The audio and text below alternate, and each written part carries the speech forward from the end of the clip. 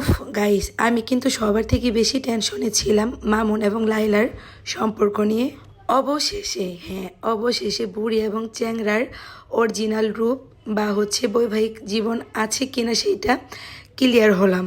জানি এখন অনেকে কোশ্চেন করবেন আমার এত টেনশন কিসের। এই যে নেটে ঢুকলেই সাকিব, অপু, বুবলি আর লাইলা মামুন এদের কাহিনী দেখতে হয়, কিন্তু সাকিব খান তো জীবনে মুখ খুলবে না। যদিও মামুন আর লাইলাও খুলতে চাচ্ছিল না। জাগ্গা কেস মাধ্যমে সব শেষ হলো। এই খুশিতে আপুদের দিচ্ছি আমি হায়রার উপরে একদম স্টুডেন্ট বাজেট অফার। আর অফার সম্পর্কে জানতে অবশ্যই আমাকে ইনবক্স করতে হবে কিংবা কল করেন আমাদের নাম্বারে।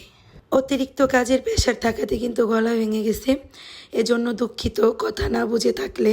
আর যে আপুরা রিবন্ডিং সার্ভিস নিতে চাচ্ছেন দৌড়ে চলে আসেন সুবর্ণাতে। ঈদে আপনার একটা বেটার লুক পেতে অবশ্যই চলে আসতে হবে আমাদের কাছে।